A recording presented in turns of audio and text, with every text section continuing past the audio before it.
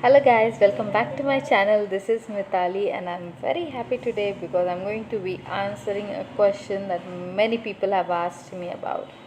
Alright, so this is the question for today.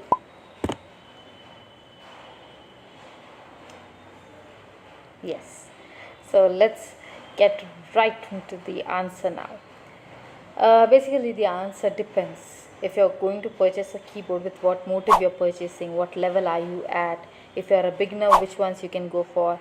If you're at an advanced level, which ones you can go for? So it really depends. And in this short video, in a while, I'm going to tell you which keyboard you can go for.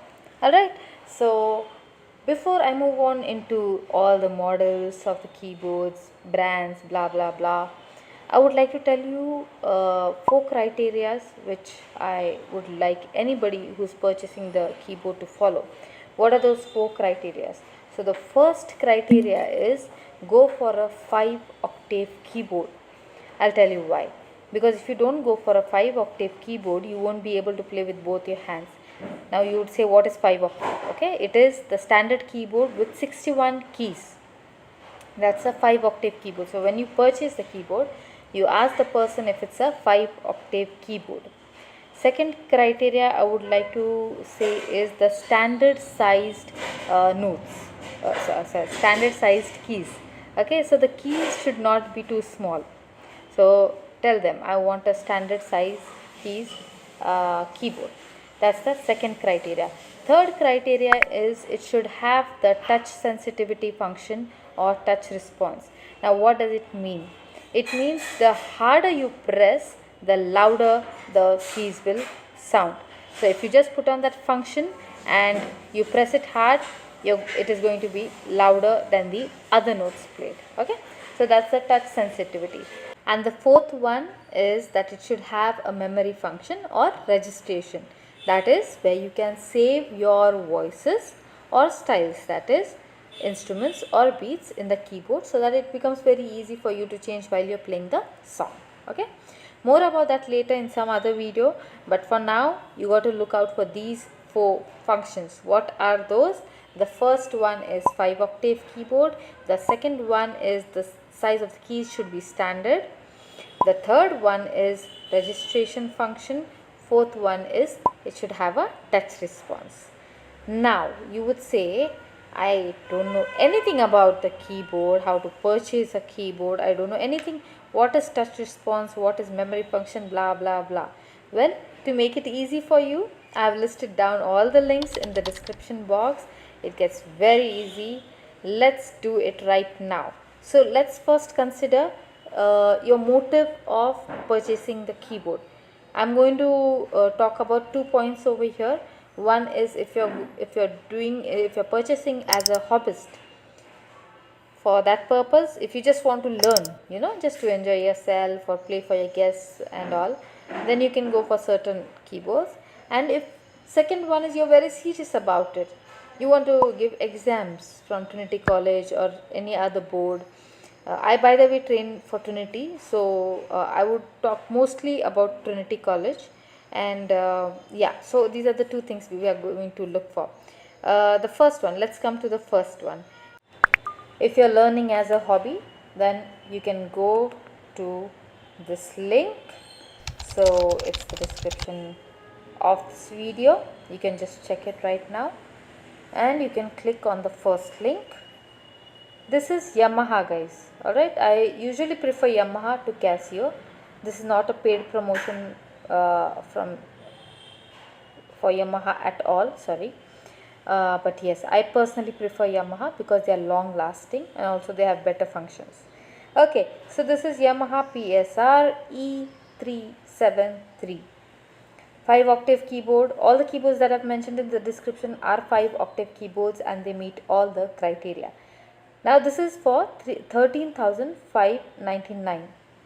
The price may vary, it keeps changing by 100 or 200. Okay, remember this. You would say, if I am a hobbyist, why should I invest 14,000?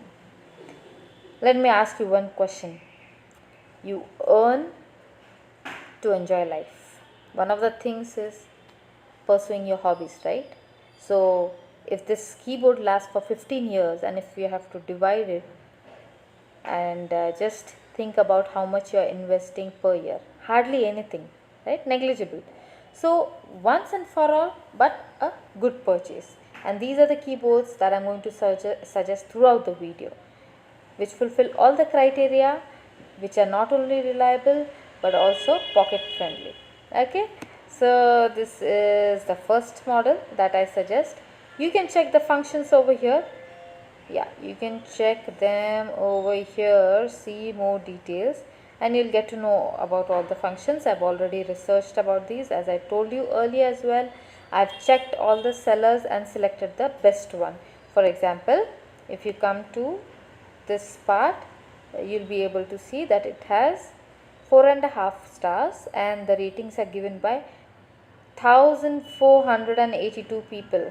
That's a huge number, isn't it? So this is definitely a good product. The second one which you can go for is this one, and let us see what happened to this. Okay, let us see what keyboard is this. This is PSR I500. If you're this, I would suggest if you're going for exams conducted by Trinity College London or any other board, or if you want to do music very seriously. Okay, so the next two keyboards, this one and the next one, is for people who want to do it seriously. And if you see, it has 763 people who have given their ratings. It has again 4.5 stars. For functions, you can check this thing, but as per my criteria, it fulfills all the functions. That's the reason I have listed it down over here. And now let's move on to our third one, and our third one is again Yamaha PSR I400 5 octave. Obviously this will cost you around 16,990. Again, the prices may vary, but it's better you go for it right now, because it's going to be, it can even go higher by 100, or it can go lower, but mainly it goes higher. Okay, there are people who you think would be interested in knowing more about music. Please share this video, guys. If you like this video, please hit the like button, guys, because I've put in a lot of efforts here. And if you can share it on your WhatsApp group, that will be great. Okay, so thank you so much for staying tuned to my channel. And also next time I'm going to answer the question. This is another question which people ask me a lot. Should I go for exams or no, or should I just continue as a hobbyist? I'm going to tell you the advantages and disadvantages, so stay tuned. And yes, again, subscribe to my channel if you are new to this channel. Thank you, guys. Bye bye.